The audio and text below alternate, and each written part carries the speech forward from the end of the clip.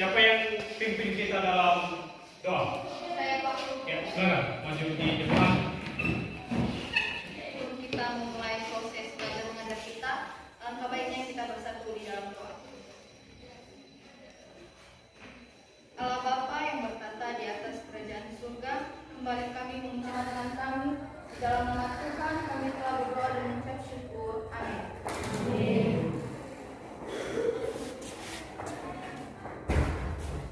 Oke, nah sebelum kita mulai proses pelajaran kita, Bapak mau cek kehadiran kita ya.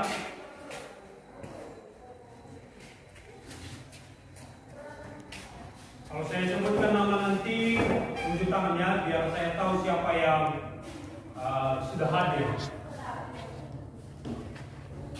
Alexia Cindil Lembu. Hadir Pak. Berkat Damai. Hadir Pak. Ada Hadir Pak. Justina. Hadir Pak. Oh, berarti hadir semua ya? Hadir. Oke. Siapa yang tahu kita belajar apa hari ini? Ada yang tahu tentang ciri-ciri makhluk hidup? Oke, kalau mau bertanya, ya. Siapa yang tahu apa itu makhluk hidup? Saya Pak. Ya, silakan berdiri. Jadi menurut saya Pak, makhluk hidup adalah organisme yang memiliki ciri hidup. Jadi sudah pernah belajar di SD kemarin kan? Sudah pernah kita mempelajari tentang yang namanya ciri-ciri makhluk hidup. Siapa yang tahu apa saja ciri-ciri makhluk hidup? Tunjuk tangan. Siapa yang tahu? Ada? Oke, silakan. Ciri-ciri makhluk hidup yang pertama yaitu bergerak. Oke, bergerak. Ada lagi? Bernafas.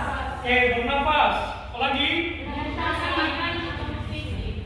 Membutuhkan makanan. Apa lagi?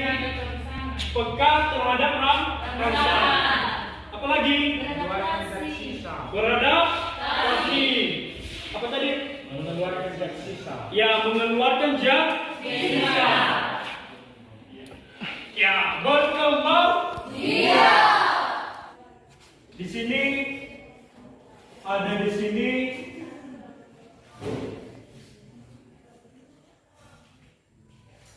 Ya, yang pertama adalah bernafas.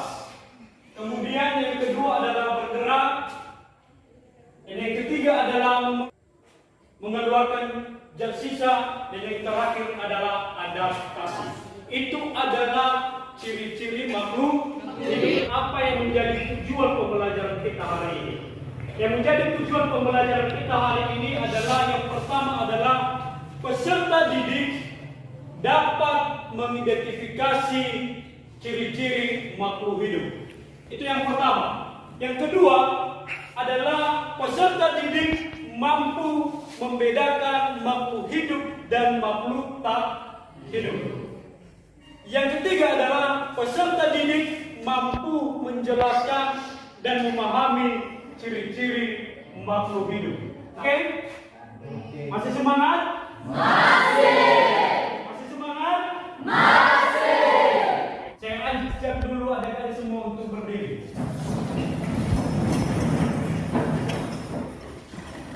Oke? Nah, ikut 1, 2, 3. Buka tutup, bertepuk tangan. Buka tutup, bertepuk tangan. Digoyang-goyang, sambil tertawa. Digoyang-goyang, sambil tertawa. Oke, siap? 1, 2, 3. Buka tutup,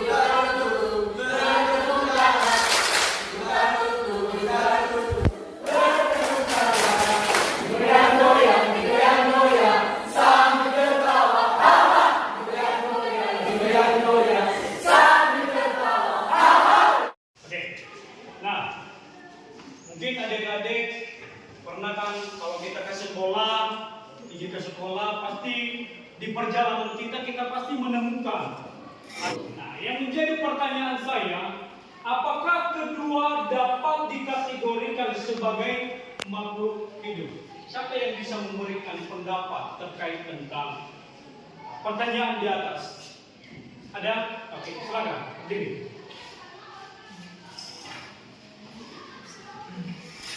Menurut saya, tumbuhan termasuk makhluk hidup karena tumbuhan memiliki ciri-ciri kehidupan yaitu bergerak, bernapas, bertumbuh dan berkembang, berkata pada pasangan, memerlukan makanan, berkembang biak, mengeluarkan zat sisa dan beradaptasi. Sedangkan sebelum batu tidak termasuk makhluk hidup karena tidak memiliki ciri-ciri kehidupan atau disebut sebagai benda mati. Oke, kasih aplaus dulu. Jadi berdasarkan gambar di atas ini bahwa gambar tumbuhan ini atau pohon ini adalah merupakan makhluk hidup. Kenapa dia disebut sebagai makhluk hidup? Karena dia memiliki ciri-ciri kehidupan. Ya. Kemudian kalau batu itu dia tidak memiliki yang namanya ciri-ciri kehidupan. Menurut kalian, kenapa Anda bisa bertahan hidup sampai hari ini? Ada yang bisa kasih tanggapan? Oke, silakan. Menurut saya, cara agar dapat bertahan hidup sampai saat ini, 1. Menjaga pola hidup sehat seperti berolahraga, mengonsumsi makanan sehat. 2. Beradaptasi terhadap segala hal yang berpengaruh. Oke, kasih aplaus. Saya akan menjelaskan satu ciri-ciri makhluk hidup tentang ciri-ciri pertama makhluk hidup, yaitu bernapas. Pernapasan atau sistem respirasi adalah sistem biologis yang terdiri dari organ atau struktur lain yang digunakan untuk pertukaran gas pada hewan dan tumbuhan. Kemudian pertukaran gas tersebut berupa penarikan O2. O2 ini disebut sebagai oksigen dan pembuangan yang disebut sebagai CO2 yang disebut sebagai karbon dioksida dari dalam tubuh makhluk yang misalnya seperti organisme ikan. Nah, ikan ini dia bernafas dengan insang. Kemudian pada daerah daratan itu mereka bernafas dengan paru-paru. Biasanya itu makhluk hidup itu adalah seperti manusia, termasuk manusia, mamalia, dan juga seperti burung-burung. Nah, kalau tumbuhan, bagaimana proses pernafasan pada tumbuhan? Nah, tumbuhan itu melakukan pernafasan dengan menggunakan stomata atau yang disebut sebagai netizen. Setiap jenis hewan memiliki sistem dan alat pernapasan yang berbeda-beda. Ada hewan yang bernapas menggunakan paru-paru, insang, kulit, atau trakea. Sistem pernapasan mamalia. Mamalia adalah sebutan untuk hewan menyusui. Ada dua jenis mamalia, yaitu mamalia darat, contohnya sapi dan kucing, serta mamalia air dan pada saat masih menjadi kecebong atau berudu, kakak bernapas menggunakan insang. Insang pada berudu terdiri atas 3 pasang dan terletak di kepala. Ketika kakak tumbuh dewasa dan hidup di darat, alat pernapasannya berupa paru-paru. Selain itu, burung juga memiliki alat khusus berupa kantung udara atau sering disebut pundi-pundi udara. Fungsi pundi-pundi udara adalah untuk menyimpan udara yang digunakan pada saat burung terbang. Ketika terbang, pundi-pundi udara akan memasukkan dan mengeluarkan udara dari dan ke dalam tubuh burung. Bernapas menggunakan permukaan tubuhnya. Cacing tanah memiliki kulit tipis yang terdiri atas banyak pembuluh darah. Halil bernapas menggunakan paru-paru. Hewan yang termasuk jenis reptil diantaranya cicak, kadal, buaya, ular, dan biawak. Sistem pernapasan ikan. Ikan bernafas menggunakan insang. Insang sistem pernapasan serangga. Alat pernapasan serangga adalah trakea. Trakea merupakan pembuluh-pembuluh halus bercabang yang memenuhi seluruh bagian tubuh serangga. Ini tadi tampilan mengenai tentang pernafasan pada hewan. Jadi di mana tadi untuk pernafasan pada hewan itu ada 4 alat pernafasannya, yaitu paru-paru, kulit, trakea, dan insang. Kita lihat untuk pada tumbuhan. Tahukah kamu bagaimana pohon itu bernafas? Apakah sama dengan kita? Mari kita melihat bagaimana pohon di tengah keindahan alamnya bernafas dengan penuh semangat. Begitu matahari terbit, sinarnya menyapa dunia dengan kehangatan yang menyegarkan. Di tengah hutan yang rimbun, pohon-pohon menjulang tinggi, menari dengan dedaunan yang indah. Namun, di balik keagungan mereka, ada sesuatu yang menakjubkan yang mungkin tidak kita sadari. Pohon-pohon ini benar-benar bernafas. Angin sepoi-sepoi menerpa pepohonan, menggerakkan dedaunan dengan lembut. Di setiap daun, tersembunyi ribuan pori-pori kecil yang disebut stomata. Ini adalah hidung pohon, tempat mereka bernafas. Napas pohon disebut fotosintesis. Dalam fotosintesis, pohon menggabungkan sinar matahari, karbon dioksida dari udara, dan air dari akar mereka untuk menghasilkan glukosa sebagai sumber energi. Jadi, ketika Anda melihat pohon-pohon indah di sekitar Anda, hirup nafas dalam-dalam dan rasakan oksigen yang memberikan energi pada tubuh dan jiwa Anda. Hargai keajaiban alam ini dan mari kita menjaga hutan yang mengisi udara kita dengan napas pohon yang penuh kehidupan. Demikian sedikit ilmu pengetahuan yang bisa saya sampaikan. Oke, nah itu tadi adalah kedua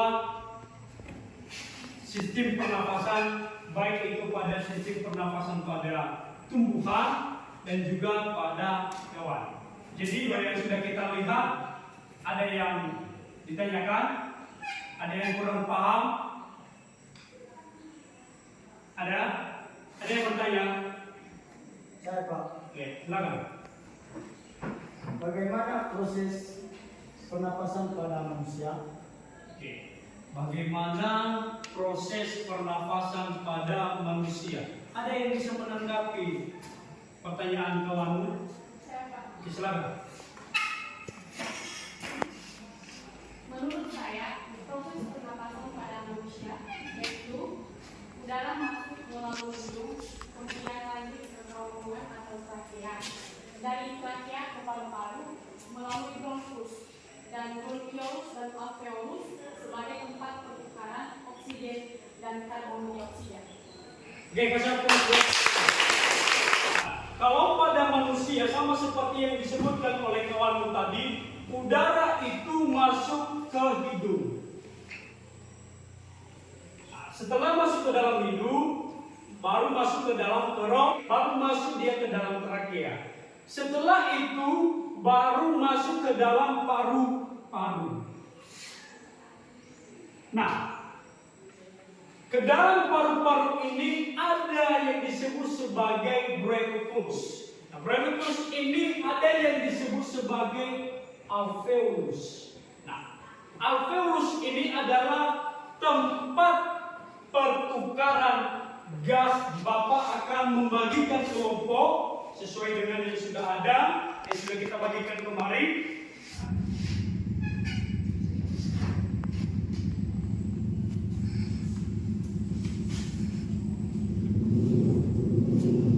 Jadi silakan nanti untuk dicari, sudah bawa HP kan?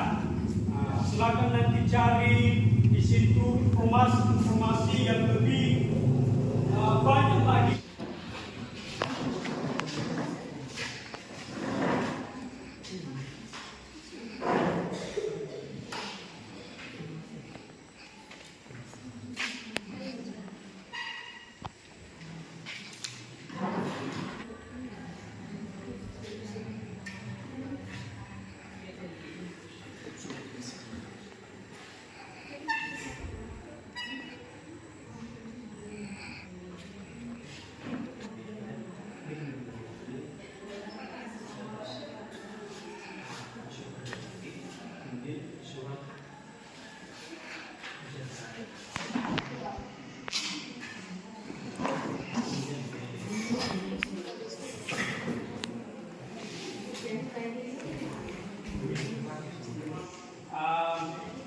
mengerti dengan KKPD bisa ditanyakan. Biar saya kasih tahu cara untuk pengerjaan.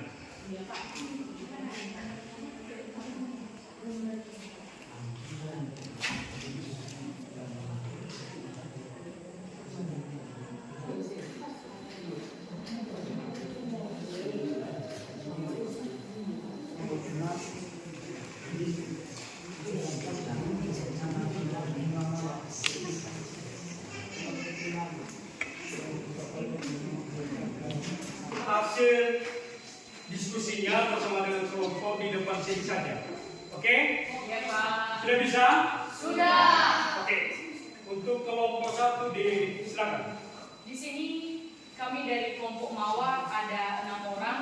Baik, saya menyanyi pertama, saya akan menyajikan hasil diskusi kelompok kami, yaitu tentang peka terhadap rangsangan. Kemampuan merasakan rangsangan atau iritabilitas adalah ciri makhluk hidup. Rangsangan bentuknya bisa berupa suara, gelombang cahaya, sentuhan fisik, aroma, dan suhu. Ini saya akan menjelaskan pengamatan perbedaan antara makhluk hidup dan makhluk tak hidup. Di sini yang pertama, nomor 1 kita dapat melihat ada gambar kucing. Nah, kucing dapat dikategorikan. Kami dari kelompok 3 mau bertanya kepada kelompok 1, bagaimana cara tumbuhan melakukan adaptasi? Menjawab pertanyaan dari kelompok 3. Tumbuhan dapat beradaptasi dengan lingkungannya melalui beberapa cara, diantaranya adaptasi morfologi dan fisiologi. Morfologi adalah tumbuhan mengubah bentuk dan ukuran daunnya untuk menyesuaikan diri dengan lingkungan, misalnya daerah kering dan dasar. Kami menutup presentasi kami. Sekian dan terima kasih. Ya, Om.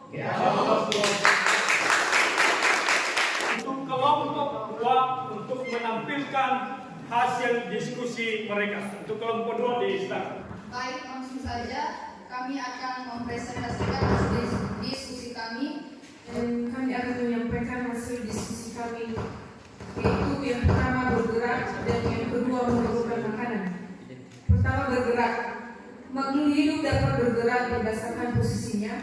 Pergerakan makhluk hidup ada yang aktif dan pasif. Lakukan pengamatan terhadap gambar burung dan pesawat berikut. Membuka ruang diskusi. Jika ada pertanyaan dari teman-teman dan dari kelompok lain, dipersilakan.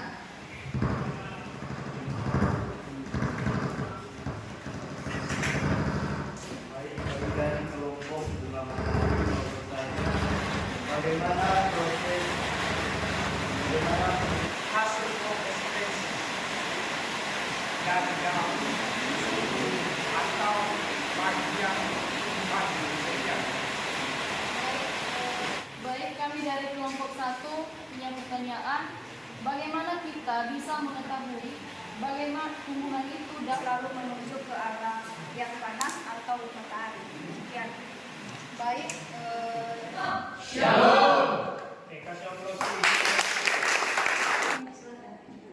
Baik, kami akan melanjutkan diskusi kami tentang bertumbuh dan berkembang. Secara fisik, makhluk hidup akan bertambah besar seiring jenis dari makhluk hidup tersebut agar tidak punah. Saya akan melanjutkan presentasi mulai dari penyanyi 1 dan 2, di mana pertanyaan yaitu mengidentifikasi 5 jenis benda atau makhluk hidup. Nah, jadi kami tadi telah melakukan pengamatan. Kami telah menemukan 5 objek, yaitu objek pertama cicak, di mana cicak adalah makhluk hidup. Dia bisa bernapas, bergerak, berkembang biak.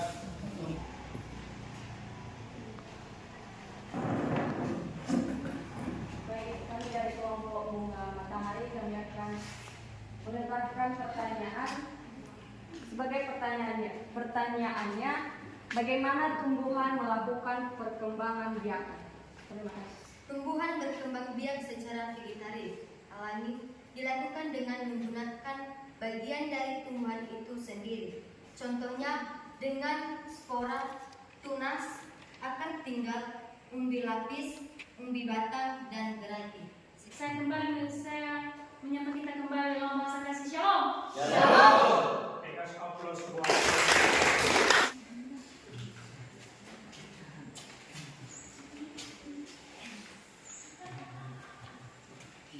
Baik, terima kasih kesempatan yang telah diberikan kepada kami. Saya akan menjelaskan hasil diskusi kami tentang mengeluarkan zat sisa. Mengeluarkan zat sisa adalah proses pengeluaran zat-zat yang sudah tidak berguna lagi bagi tubuh, yang disebut dengan ekskresi. Lembar kerja kita masing-masing yang telah dipaparkan bagaimana seorang bayi yang tumbuh dari kecil hingga dewasa, dan itu dinamakan dengan tumbuh dan kembang. Dan mengajukan satu pertanyaan.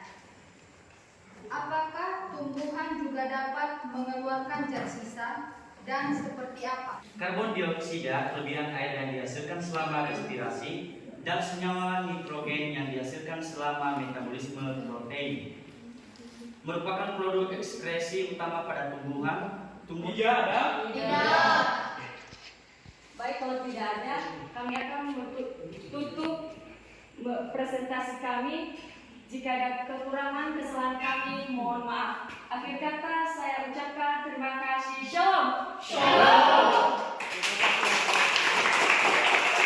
Tampil dari kelompok 1 sampai kelompok 4, maka ada beberapa hal yang saya anggapi dari hasil pertanyaan-pertanyaan yang sudah disampaikan oleh kawan-kawan. Nah, seperti pada kelompok 4 tadi, itu terkait seperti bagaimana itu tumbuhan itu mengeluarkan zat sisa, ya kan?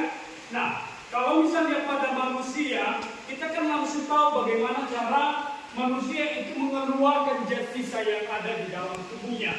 Termasuk kalau kita itu olahraga, tahu kan? Nah, kalau kita olahraga pasti keluar yang namanya keringat. Nah, bagaimana juga tumbuhan itu melakukan proses pengeluaran zat sisa?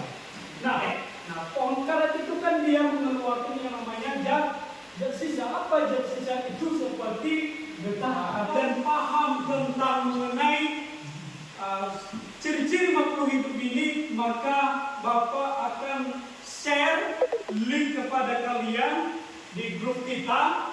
Saya share dan nanti dikerjakan link itu. Saya kasih waktu sampai 10 menit sampai ke 15 menit.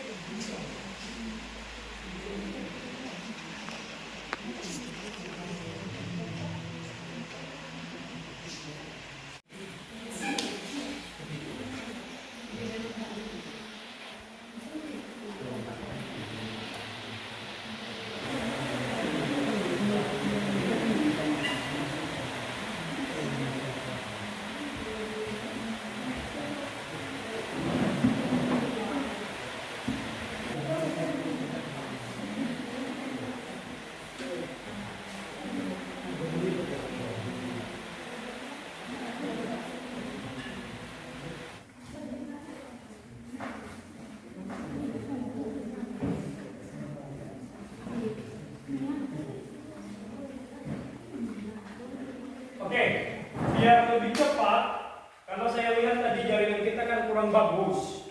Nah, jadi untuk lebih cepat, maka saya panggil. Siapa yang bisa mengerjakan nomor 1? Kasih tangan di atas. Saya, Pak. Oke, silakan. Maju ke depan.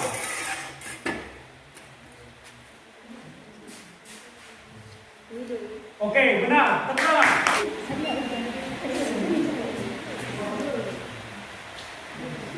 Oke, benar sekali. Tersalah.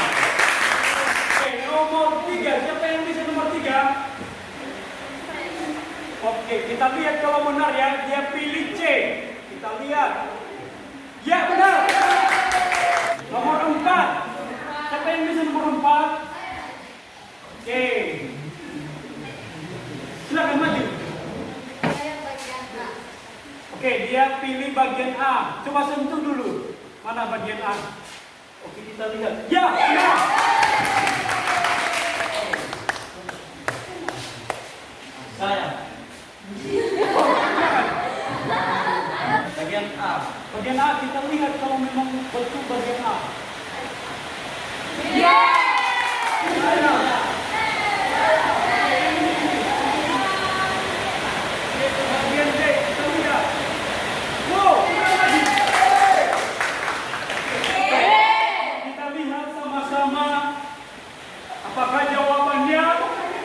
Sudah benar, kita lihat ya. Wow. Oke, mau berapa? Siapa yang bisa? Saya. Oke, dari ini. Nangis dia. Kita lihat apakah benar. Ya. Tidak salah. Oke, kita lihat ya. Oh. Siapa yang bisa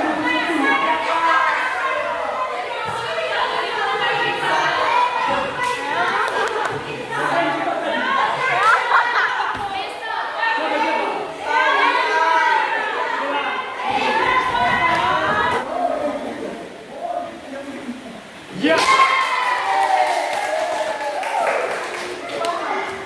Ini adalah menguji bagaimana kita untuk menguasai materi yang sudah kita pelajari hari ini.